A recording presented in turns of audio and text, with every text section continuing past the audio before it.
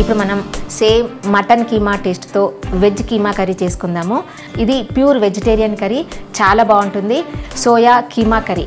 ఈ కర్రీ రోటీస్లోకైనా, నాన్స్లోకైనా లేదా రైస్లో కూడా సూపర్ ఉంటుంది.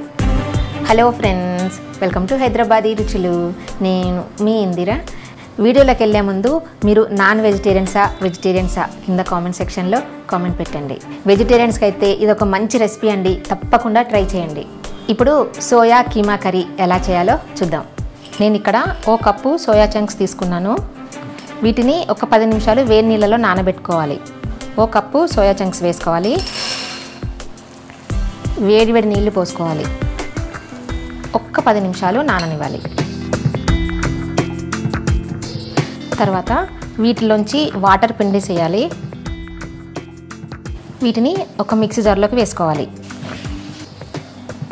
ఇలా అన్నీ వేసుకొని మెత్తగా గ్రైండ్ చేసుకోవాలి. ఇప్పుడు మనం మసాలా ప్రిపేర్ చేసుకుందాము. ఒక మిక్సీ జార్ తీసుకుని దాంట్లో 2 ఉల్లిపాయలని కట్ చేసుకొని వేసుకోవాలి. 2 మీడియం సైజ్ టమాటాలని కట్ చేసుకొని వేసుకోవాలి. 2-3 చిన్న అల్లం ముక్కలు, 4-5 వెల్లుల్లిపాయలు వేసుకోవాలి. 4 లవంగాలు, 2 ఇలాచీలు, ఒక పచ్చిమిర్చి వేసుకోవాలి. వీటన్నిటిని మెత్తగా పేస్ట్ చేసుకోవాలి. ఇలా మెత్తగా పేస్ట్ చేసి పెట్టుకోవాలి. ప్యాన్ వేడెక్కిన తర్వాత 2 టేబుల్ స్పూన్స్ ఆయిల్ వేసుకోవాలి. ఆయిల్ వేడెక్కిన తర్వాత 2 బిర్యానీ ఆకులు వేసుకోవాలి. మనం గ్రైండ్ చేసుకున్న మసాలా వేసుకుందాము.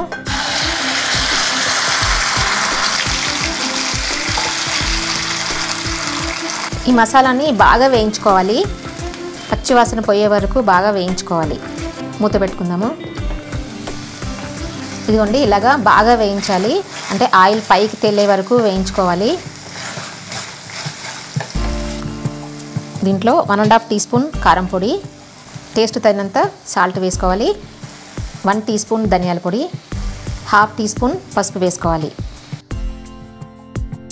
ఒకసారి మిక్స్ చేసుకుని మనం గ్రైండ్ చేసుకున్న కీమా వేసుకోవాలి. బాగా కలుపుకోవాలి. బాగా మిక్స్ అయ్యేలాగా కలుపుకోవాలి. నాన్ వెజ్ తినని వాళ్ళకు మంచి ఆప్షన్ అండి ఇది. మొత్తం అంతా మిక్స్ అయిన తర్వాతనే కొన్ని వాటర్ పోసుకోవాలి ఇందులో గ్రేవీ కోసం. బాగా మిక్స్ చేసుకున్న తర్వాత కొన్ని వాటర్ పోసుకోవాలి. ఒక 1/2 కప్పు గ్రేవీ కోసం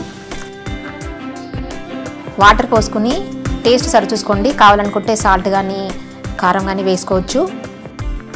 మూత పెట్టుకుని సిమ్లో పెట్టుకుని ఒక 10 నిమిషాలు ఉడకనివ్వాలి.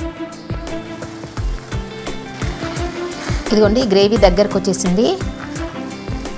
ఇప్పుడు దీంట్లో 1 టేబుల్ స్పూన్ కసూరి మేతి వేసుకోవాలి. 1/2 టీ స్పూన్ గరం మసాలా వేసుకోవాలి.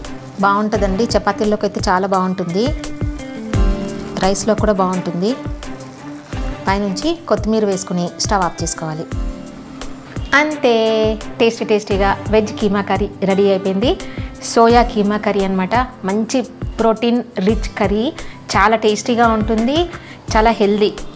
ఈ కర్రీ చపాతీల్లోకైనా, రోటీస్, రైస్లో కూడా సూపర్ ఉంటుంది. నచ్చిందా? ఈ వీడియో నచ్చినట్టయితే కింద లైక్ బటన్ కనిపిస్తుంది కదా, ప్రెస్ చేసి ఫ్రెండ్స్ అందరికీ షేర్ చేయండి. సజెషన్స్ ఏమని చెప్పాలనుకుంటే కామెంట్ సెక్షన్లో కామెంట్ పెట్టండి. నా ఛానల్ ఎవరైనా సబ్స్క్రైబ్ చేయని వాళ్ళు ఉంటే తప్పకుండా సబ్స్క్రైబ్ చేయండి. కొత్త వీడియో నోటిఫికేషన్స్ కోసం పక్కనున్న బెల్ బటన్ని క్లిక్ చేయడం అస్సలు మరవద్దు. Thank you for watching.